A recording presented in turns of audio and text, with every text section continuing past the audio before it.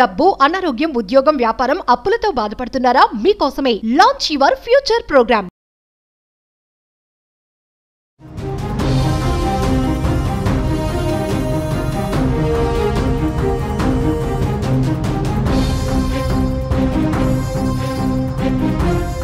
నమస్తే, welcome to our channel. ప్రస్తుతం మనతో పాటు ఉన్నారు అనలిస్ట్ రామకృష్ణ గారు. సార్తో మాట్లాడు. నమస్తే సార్. నమస్కారం అమ్మా. సార్, మరి ఇప్పుడు అమెరికాలో ఉద్యోగాలు సంగతి చూసుకున్నా, చదువుకోవడానికి వెళ్ళాలనుకునే వాళ్ళు, స్టూడెంట్స్ పరంగా చూసుకున్నా, మరి బాధ్యతలు చేపట్టాక మన భారతీయులకు వచ్చినటువంటి కష్టాలు ఏంటి, నష్టాలు ఏంటి, జాబ్స్ ఉంటాయంటారా? అయితే ఇక్కడ మనం ఫస్ట్ చాలాసార్లు భయపడేది ఏంటంటే ఇప్పుడు వెళ్ళొచ్చా వెళ్ళకూడదా అనేది ఫస్ట్ ప్రశ్న. ఎస్, చదువుకోవడానికి అయితే వెళ్ళండి. మీకు వీసా వచ్చిందంటే చక్కగా వెళ్ళండి. ఎందుకు? మీకు వీసా వచ్చిందంటే వాళ్ళు ఏమో వెంటనే గెంటేయలేరు. మీరు చదువుకోవడానికి వెళ్తున్నారు కాబట్టి చదువుకుంటారు. చదువుకున్న తర్వాత దాని తాలూకా కంటిన్యూషన్గా ఓపీటీ ఉంటాయి, సిపిటీ ఓపీటీలు ఉంటాయి, అవి చేసుకుంటారు. ఓకే, అక్కడ దాకా కథ అయితే చాలు, ఏం ప్రాబ్లం లేదు.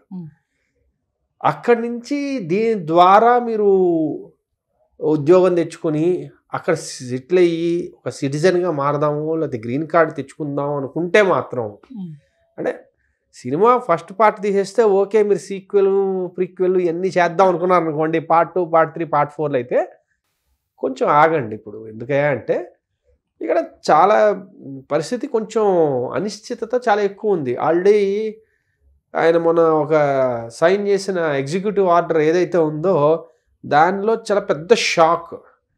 ఏంటి? బర్త్ రైట్ సిటిజన్షిప్ అనే దాని మీద చాలా పెద్ద షాక్ వచ్చింది.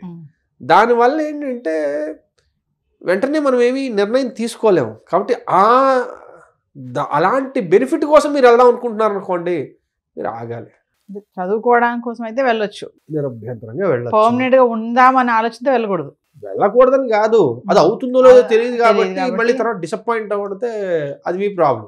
టెంపరీ అయితే ఓకే. అది అంటే ప్రస్తుతానికి ఇది ఎలా చెప్పచ్చు అంటే, ప్రొడ్యూసరు మీకు ఫస్ట్ పార్టీకే ఫైనాన్స్ ఇచ్చాడు, 2, 3, 4 పార్టీలకి ఫైనాన్స్ లేదు, తీయొద్దు. అది దాని గురించి ఎక్కువ ఊహించేసుకుని కథ రాసేసుకుని వాళ్ళందరికీ అడ్వాన్స్లు ఇచ్చేసి వెయిట్ చేయొద్దు.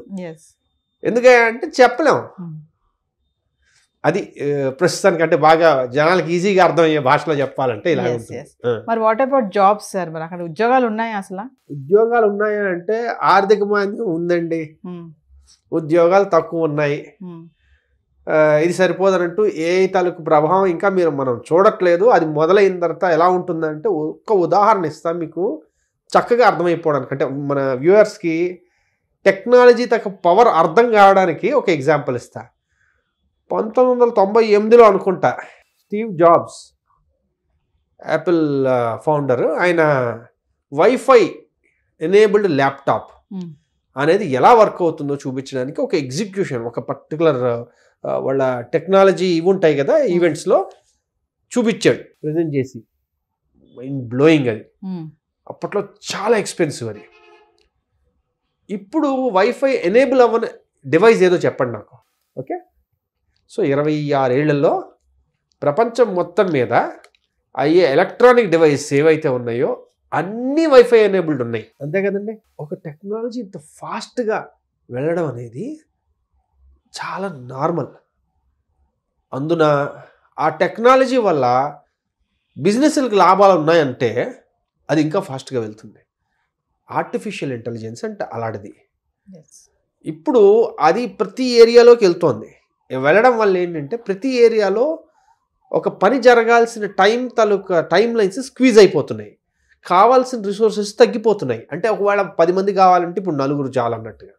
కాబట్టి న్యాచురల్లీ కొత్త ఉద్యోగాలు వస్తున్నాయి, పాత ఉద్యోగాలు బాగా తగ్గిపోతున్నాయి. కాబట్టి జాబ్ క్రియేషన్ అనేది అంత ఫాస్ట్గా ఉండదు. దానికి తోడు వాళ్ళు ఆల్రెడీ ఆర్థిక మాంద్యంలో ఉన్నారు. కాబట్టి ప్రస్తుతానికైతే జాబ్స్ తక్కువగానే ఉన్నాయి. చాలామంది ఎంఎస్లు కంప్లీట్ చేసుకుని ఓపీటీ ఎక్స్టెన్షన్లు పెట్టించుకుని చాలా ట్రై చేస్తున్నారు, అక్కడే వెయిట్ చేస్తున్నారు ఎప్పటికైనా వస్తాయని. కానీ కొంచెం కష్టంగా ఉంది, ఇదైతే వాస్తవం. ఈ అడ్మినిస్ట్రేషన్ దృష్ట్యా ఎలా ఉంటుందనేది ఒకసారి ఆలోచించుకుంటే, మనం అనుకున్నాం లాస్ట్ టైం ఒకసారి మాట్లాడుకుంటున్నప్పుడు, ఇంకా అధ్యక్ష ఇవి ఎన్నికలు జరగాలి, జరిగిన తర్వాత ఎవరు వస్తారో అన్న దాన్ని బట్టి కంపెనీలు నిర్ణయించుకుంటాయి మేము ఇన్వెస్ట్ చేయాలా వద్దా అన్నది. సో ఇప్పుడు తెలిసిపోయింది, ట్రంప్ గెలిచేశాడు, ట్రంప్ అధికారంలోకి కూడా వచ్చేసాడు. ఈయన ఎలాంటి వాడయ్యా, బిజినెస్ని బాగా డెవలప్ చేయాలని కోరుకునే మనిషే, ఎక్కువగా అమెరికాలోని మ్యానుఫ్యాక్చరింగ్ అవ్వాలని కోరుకునే మనిషే. కాబట్టి ఆయన జాబ్ క్రియేటరే. As a business man is a job creator. అదే పనిలో ఎలాన్ మస్క్ని ఆయన అడ్మినిస్ట్రేషన్లోకి తీసుకున్నాడు, ఆయన జాబ్ క్రియేటరే. కాబట్టి వీళ్ళు చెప్తే చేసే రకాలు, శశబిషలు ఉండవు. ఒకటి. రెండోది ఏంటంటే బిజినెస్ డెవలప్ అయితేనే ఎకానమీ డెవలప్ అవుతుందని చాలా ప్రగాఢంగా విశ్వసించేవాళ్ళు వీళ్ళు. కాబట్టి జాబ్ క్రియేషన్ అనేది వీళ్ళకు one of the important aspect అనమాట, వీళ్ళు ముందుకు తీసుకెళ్లాలనుకుంటుంది.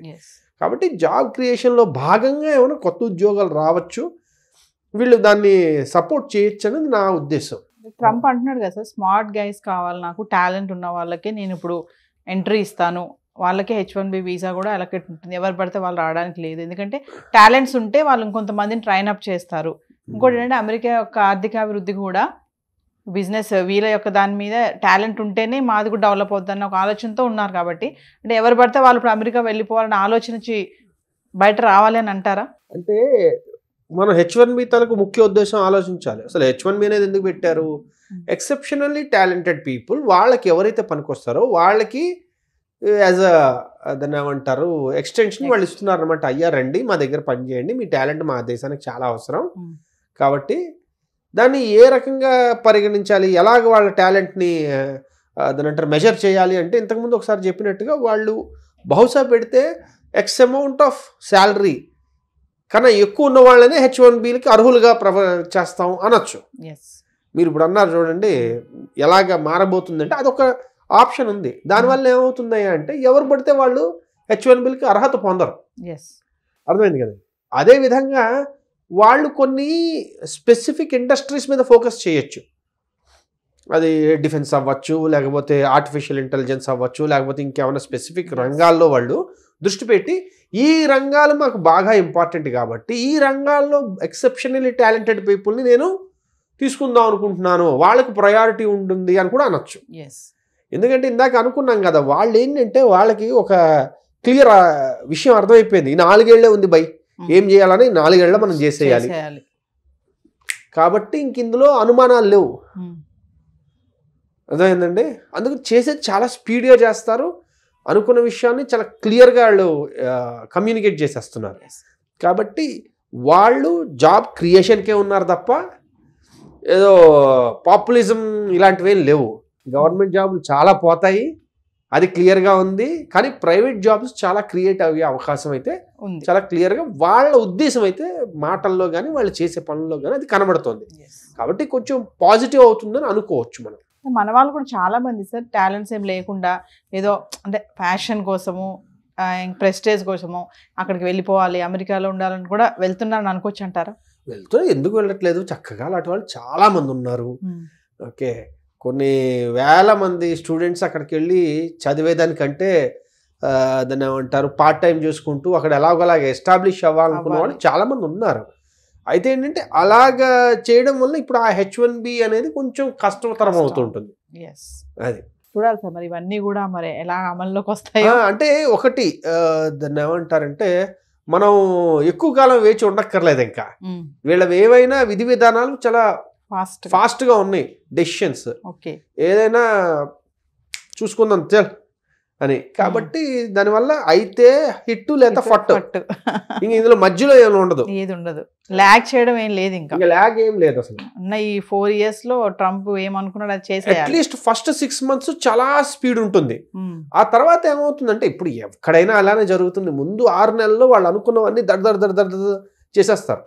ఆ తర్వాత వాటికి వచ్చే దాని అంటారు రెస్పాన్సెస్ కానీ, లేకపోతే బ్యూరోక్రాటిక్ హర్డిల్స్ కానీ, లేకపోతే లీగల్ హర్డిల్స్ కానీ, ఇవన్నీ వాళ్ళు దాటుకుంటూ వాళ్ళు అనుకున్నవి చేయడానికి పడుతూ ఉంటుంది. అప్పుడు స్లో డౌన్ అవుతుంది. కానీ దాని తాలూకు ఇంపాక్ట్ అయితే మనం పడాల్సిందే, దెబ్బ పడిపోతుంది, అదైతే ఖాయం. ఓకేనమ్మా.